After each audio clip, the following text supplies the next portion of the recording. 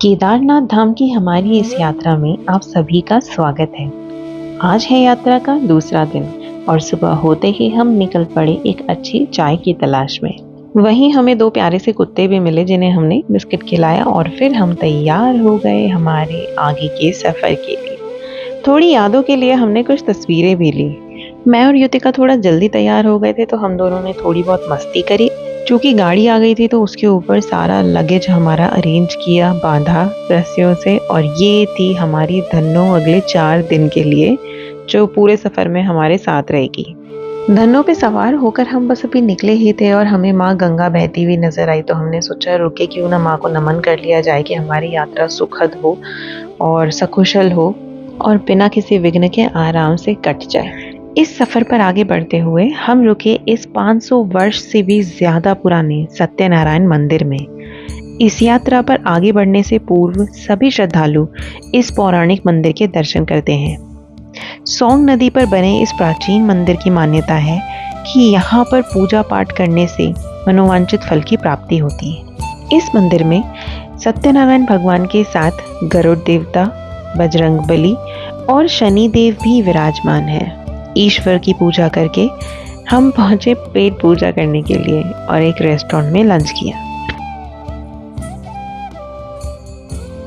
इस सफर पर हमारा अगला पड़ाव है गुप्तकाशी।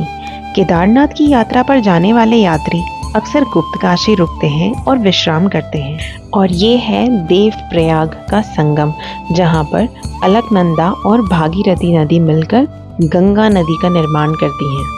यह एक बहुत ही महत्वपूर्ण तीर्थ स्थान है। जैसे जैसे सफर आगे बढ़ा हवाएं और शीतल होती गई और घाटियां और सुंदर होती गई। हमारी मंजिल भी बहुत खूबसूरत थी और वहां तक पहुंचने का सफर भी बहुत खूबसूरत था। इसी खूबसूरत सफर पर आगे बढ़ते बढ़ते हम पहुंच गए धारी देवी मंदिर। अलकनंदा नदी के तट पर स्थित इस मंदिर की अपनी एक प्रसिद्धता और रहस्य है।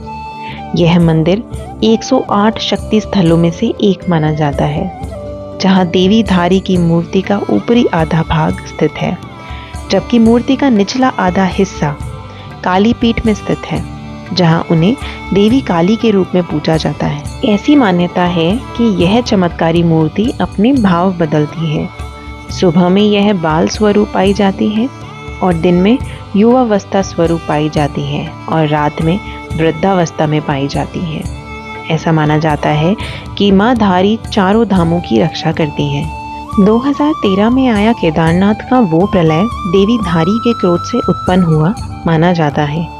अलकनंदा हाइड्रो इलेक्ट्रिक बांध के निर्माण के लिए देवी के मूल मंदिर को हटा दिया गया और नदी के लगभग 611 मीटर की ऊंचाई पर कंक्रीट के मंच पर स्थानांतरित कर दिया गया, जिसके बाद 2013 में केदारनाथ में बादल फटने से एक विनाशकारी बाढ़ ने पूरे शहर को धो डाला।